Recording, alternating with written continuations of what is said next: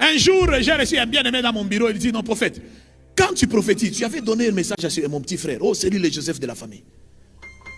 Prophète Dieu, grâce à la grande convention, il avait prophétisé aussi. Prophète Ken, plusieurs prophètes. Mais, papa, si lui, il est Joseph de la famille, alors nous, parfois ça nous dépasse. Chaque fois, c'est toi le Joseph de ta famille. C'est toi le Joseph de ta famille. Vous savez, il y a des questions, c'est un peu compliqué. Hein? J'ai dit au bien-aimé, est-ce que je peux te prêcher? Il dit, papa, prêche-moi. En même temps que je prêchais le bien-aimé là, je te prêche aussi.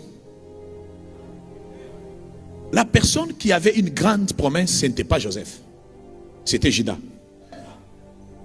La personne qui avait une grande promesse, ce n'était pas Joseph, c'était... L'histoire des familles, c'est une histoire aussi des saisons.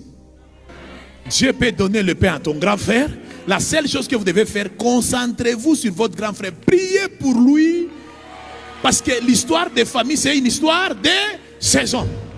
Parce que quand Dieu regardait les enfants de...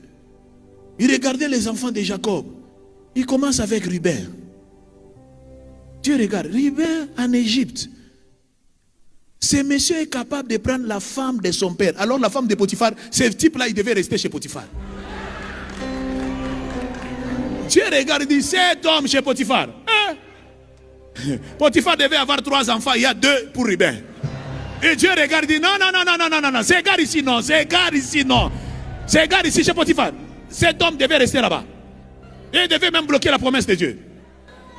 Dieu regarde Simon et Lévi, dit, ce type ici, il devait tuer même ces jours-là la femme du Potiphar. Jusqu'à taper, détruire même la maison. Et fuir. Il devait bloquer la promesse de Dieu. Dieu regarde Judas, celui qui devait normalement engendrer les rois. Et Jésus, il regarde, dit, Judas, ce type-là, il est fort. Papa, séduit par sa belle-fille, jusqu'à ce qu'elle a donné le bâton, la ceinture et le cachet. Judas, ce sont des frères là. Si c'est votre grand frère, il a les documents parcellaires. Il est capable de donner même ça à sa copine.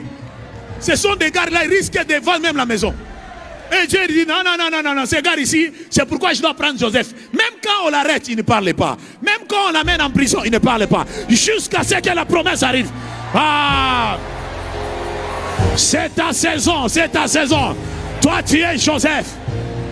Arababo Sapala. C'est ta saison. Dieu savait. Mais quand Dieu décide de délivrer Israël, Dieu n'a pas besoin de Joseph. Il a besoin de Lévi. Moïse était un lévite. Moïse ne blaguait pas.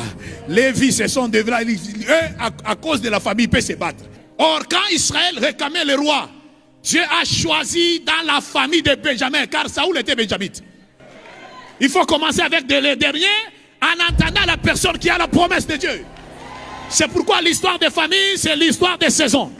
C'est pourquoi si Dieu élève ton frère, commence à prier. Il ne faut pas dire pourquoi lui, pourquoi lui, pourquoi lui. Non. Tu risques de tuer ton frère pour rien. Pour rien. C'est l'histoire des saisons, c'est l'histoire des saisons.